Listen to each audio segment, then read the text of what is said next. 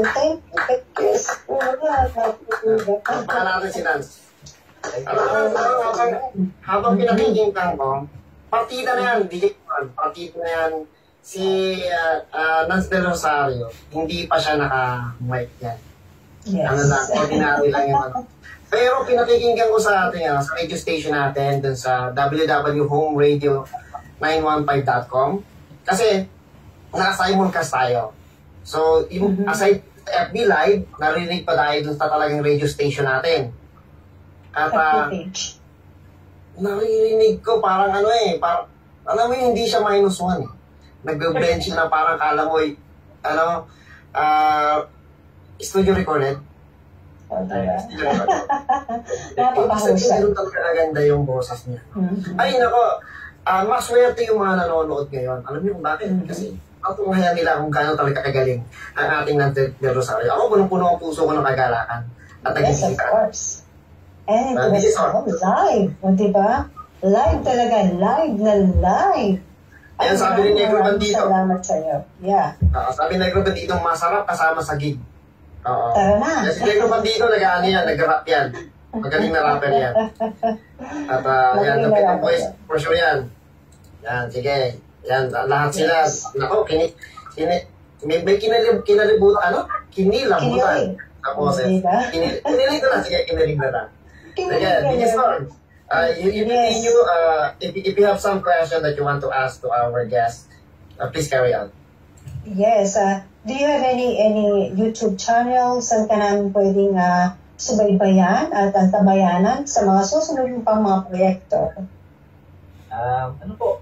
Lahat naman po ng aking social media is Nance Del Rosario. Yung Nance nga po pala is Nano Alpha Nano Tango Sierra. So, okay. Sierra. Okay. So, ito, Facebook po, personal, fan page, Instagram, YouTube, lahat po siya Nance Del Rosario. And if you want to check more of me, type lang po nila yung name ko na Nance Del Rosario sa YouTube or sa Facebook. And if they want to see more, type nila nakatabi Inner Voices. Lalabas po doon lahat ng recordings namin, live performances, radio guestings, TV guestings, even yung mga covers namin. Ang pinaka nakilala po kasing mga covers natin, meron yung tulad ng Victor Actually. So marami po kami mga records doon, pati mga live performances. And then yung mga solo acts ko na po and music videos po ng mga solo songs na nirelease ko from last year up to this year. Yes, subaybayan po natin siya at ano pang inaantay nyo, mag-subscribe na. Oh yes, DJ Tupper, mayroon akong personal request sa ating guest for tonight. Yung kanta ng Forever. Yes. Okay, Forever. Yes. Pwede bang marinig namin ang kantang Forever na original na ating guest? Ano po? Okay lang po ba kung makanta ko yung ilan live? Acapella. Yes. Okay lang. Actually, na-expect, mas maganda nga kung kakantahin mo siya na acapella. Doon talaga lalabas yung Nance Del Rosario na kinakanta ang awiting Forever. Ladies and gentlemen, Nance Del Rosario. Actually po yung song na to is para sa mga tao na patuloy nagmamahal sa mga tao na kahit nasa piling na lang. Again, this song is composed by Mr. Melvin Williams. The last time we have shared our own frenzy situation, I am happy that we made something, memories of those holidays we had. Sometimes I think I'm crazy, 'cause even though you are not here with me, I know you have someone else in your arms, but I will be there for you forever. Somewhere in the middle and night sky. 'Cause all I can see and all I can hear is you. Galing, di ba?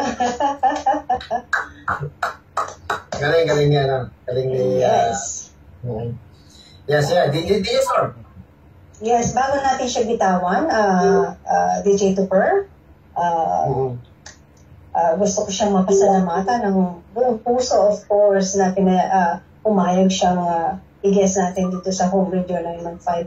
Maraming salamat sa iyong Maraming salamat sa iyong precious time na in-spend sa amin dito sa Home Radio 915. At mula sa station owner na si DJ Dance and DJ Ed, sa aming station owner, and of course ang aming station manager na si DJ Mars, aming head DJ, in behalf of the family, the whole family of Home Radio 915. Thank you so much, Nan Dillersar. Meron akong tanong kay Nancy. Kasi since nasa panahon tayo ng ng pandemic ngayon, di ba? Tapos napakarami ng mga ngayon kasi naglalabasan yung, alam mo yan, napansin mo, di ba? Ngayon naglalabasan yung mga Pilipino na may hilig sa musika. At maraming lumalabas ngayon ng mga awitin. Napansin ko lang, no, maraming gustong mag-try. Kung magbibigay ka ng advice doon sa mga aspiring musicians, mapabanda man, mapasoloista man, ano yung mabibigay ni Nance De Rosario na isang mensahe para sa kanila, unang-una, para mabigyan sila ng pagkakataon mabuhay ang kanilang pangarap. Kahit na hindi yun ang maging unang profession nila. Yun yung kung may mabibigay ka sa kanila. Lalo na sa mga makakapanood dito. Actually, at this time po, personally, for me, nung nagsimula yung pandemic, I was really startled. Sabi ko sa sarili ko, what now? Kasi wala na yung mga gigs. Wala na yung mga normal na radio guestings that you go on radio stations kasi nga because of the pandemic and the distancing. Pero, minsan isipin na lang natin, it's like a blessing in disguise kasi nga lumakas yung online radio katulad po ninyo na nag-pave way sa mga tulad naming artists na, well, not really much given opportunities before.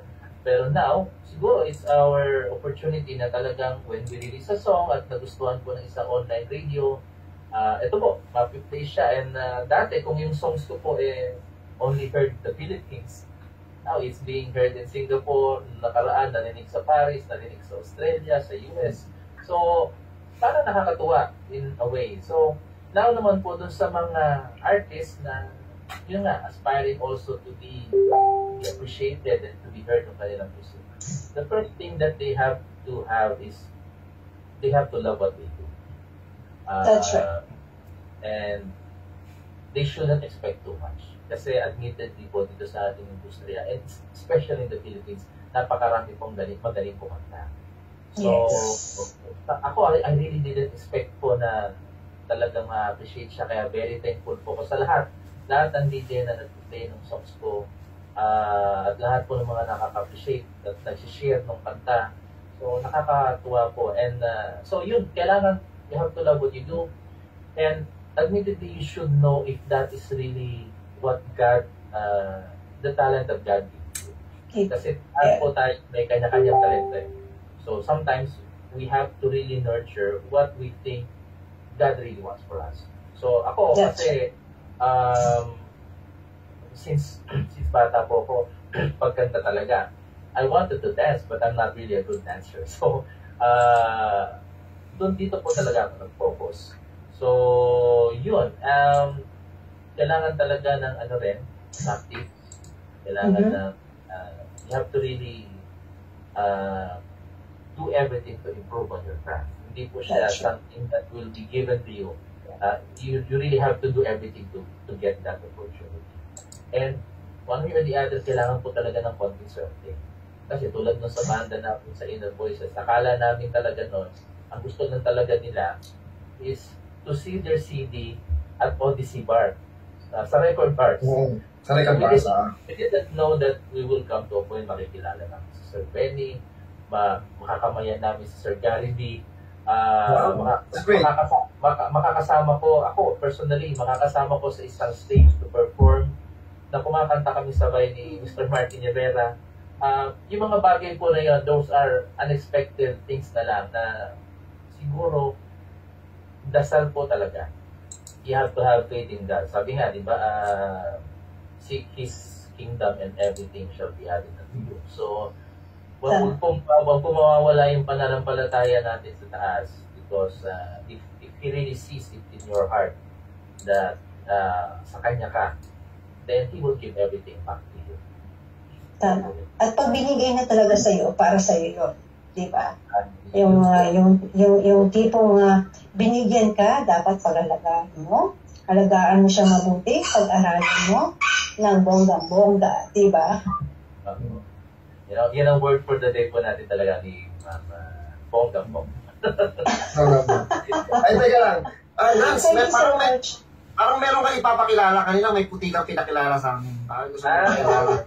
Mukhang naman kinukulit ka niya eh. Nandiyan ba? Maraming kaibigan yan dito.